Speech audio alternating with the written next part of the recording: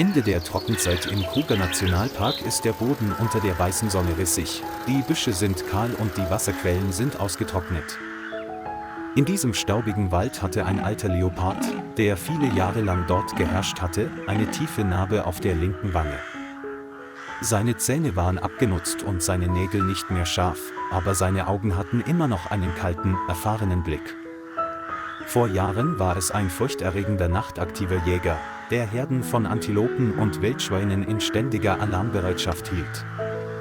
Doch die Zeit schont niemanden, ihre Kraft schwindet, nach jeder Jagd wird das Atmen schwer.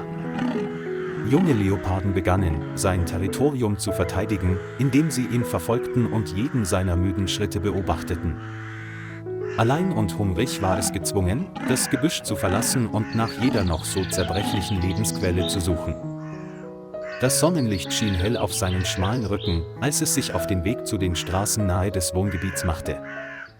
An einem heißen Morgen stürzte sich ein junger Leopard auf ihn. Der Kampf war kurz, aber heftig und brutal.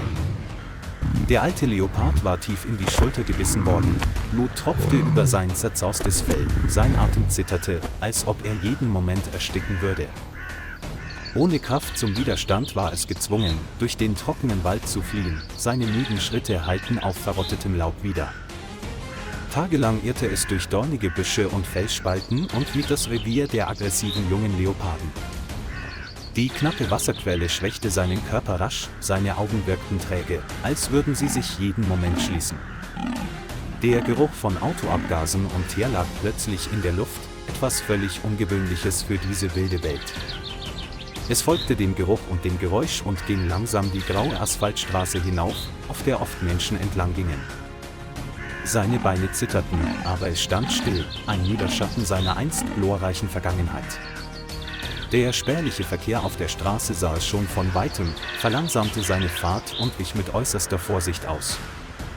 Niemand wagte sich näher heran, denn der Leopard war ein Raubtier, obwohl er jetzt nur noch ein erschöpfter Schatten war.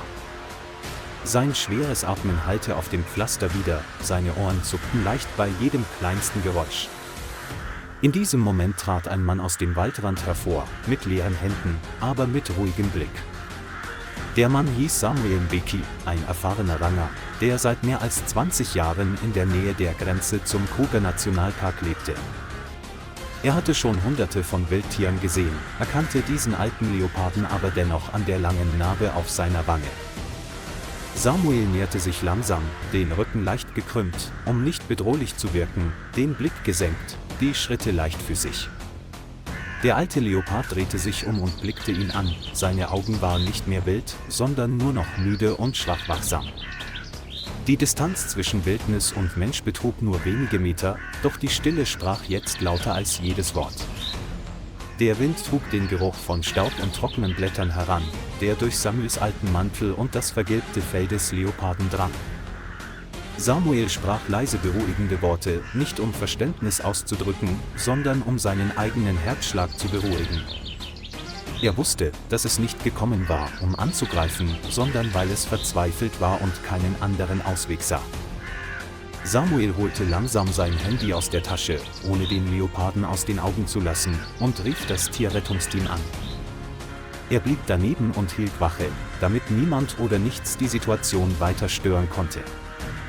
Das Rettungsteam bestand aus 2 jungen Rangern, Tabo und Lindiwe, die in einem Geländewagen fuhren, der einige Dutzend Meter entfernt zum Stehen kam. Sie bereiteten schnell eine milde Betäubungspistole vor, um sicherzustellen, dass der Leopard nicht weiter verletzt wurde. Samuel erläuterte die Situation und hob dabei die Erschöpfung des Leoparden sowie seine schwere Schulterverletzung hervor. Tabo rückte langsam in einen sicheren Winkel vor und passte seine Distanz unter Samuels Anleitung sorgfältig an. Ein leises Klicken war zu hören, als die Betäubungsnadel präzise die schmale Schulter des Leoparden durchstach. Der alte Leopard erschrak, fletschte schwach die Zähne, hatte aber nicht mehr die Kraft, sich zu wehren wie in jungen Jahren. Es taumelte noch ein paar Schritte und brach dann zusammen, sein Atem verlangsamte sich resigniert und erschöpft. Lindiwe überprüfte sofort seinen Herzschlag, seine Atmung und ob es um die Wunde herum blutete. Die tiefen Bissspuren deuten darauf hin, dass der Kampf mit den jungen Leoparden ihm beinahe das Leben gekostet hätte. Sie verbanden die Wunde provisorisch mit sauberer Gase und einer antiseptischen Lösung, die im Dschungel-Erste-Hilfe-Set mitgeführt wurde. Samuel stand dicht daneben, seine Augen immer wieder auf das Tier gerichtet, als lauschte er dem leisen Atmen des alten Waldes vergangener Zeiten. Sie legten die Zeitung vorsichtig auf die weiche Stofftrage, um ein Verrenken des Knochens oder ein weiteres Einreißen der Wunde zu vermeiden. Der Himmel begann zu nieseln, die Luft wurde weicher im leisen Rascheln der rissigen Erde. Das Rettungsfahrzeug setzte sich langsam in Bewegung und trug das Tier von der verlassenen und schwer befahrenen Straße weg. Ein Kapitel im Leben des alten Leoparden schließt sich, und die Reise der Auferstehung beginnt in friedlicher Stille. Im Kruger-Rettungszentrum sind die Leoparden in einem ruhigen Raum mit sanftem gelbem Licht und einer stabilen Temperatur untergebracht. Die Tierärzte untersuchten den gesamten Körper des Tieres und beurteilten den Grad der Erschöpfung sowie mögliche langfristige Muskelschäden. Dem Tier wurden intravenöse Flüssigkeiten und Antibiotika verabreicht sowie kleine Portionen weicher Nahrung gefüttert, um den Verdauungstrakt nicht zu überlasten. Es schlief viele Tage lang lange, um seinem Körper Zeit zur Erholung zu geben und einen Teil seiner verlorenen Kraft wieder zu erlangen. Samuel besuchte ihn oft, saß ihm gegenüber durch eine Sicherheitsglasscheibe und betrachtete es als lebendige Erinnerung an den Wald. Kein Gebrüll mehr, keine grimmigen Blicke, nur noch die Stille des Alters und tiefes Verständnis. Sein Fell wurde allmählich sauberer und glatter, obwohl es immer noch dünne Stellen aufwies, die von Hunger und Erschöpfung zeugten. Eines Morgens versuchte es aufzustehen, ging langsam, aber entschlossen, als wolle es die Chance zum Überleben nicht verpassen. Die Ärzte kamen zu dem Schluss, dass die Art in freier Wildbahn noch überleben könnte, wenn sie in ein Gebiet mit weniger Konkurrenz umgesiedelt würde. Kruger war zu rau für einen alten Mann, vor allem als die jungen Leoparden immer dominanter wurden. Samuel erklärte sich bereit, bei der Umsiedlung zu helfen, da er verstand, dass der Leopard einen Ort mit einem nahegelegenen Bach und reichlich Beute benötigte. Sie wählten einen nördlichen Waldrand, in dem es viele Hirsche und Wildschweine gab und in dem es wenig Konflikte zwischen nachtaktiven Raubtieren gab. Der Transportkäfig ist mit weichem Futter ausgekleidet und mit Waldduft versehen, um unnötigen Stress zu vermeiden. Als sich die Tür zum Krankenzimmer öffnete, strömte natürliches Licht herein und erhellte das Fell des alten Leoparden wie ein Ruf zur Rückkehr. Sie luden es ins Auto und fuhren auf dem Feldweg los, der in Richtung des grüneren und friedlicheren Waldes führte. Am Abhang öffnet sich der Wald mit weichem Gras, niedrigem Gebüsch und einem klaren Bach, der durch Felsspalten fließt.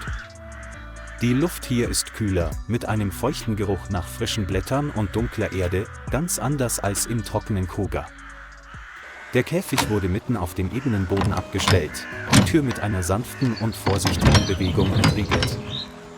Der alte Leopard schritt langsam hervor, den Kopf tief gesenkt, doch sein Gang behielt immer noch die Majestät eines uralten Raubtiers.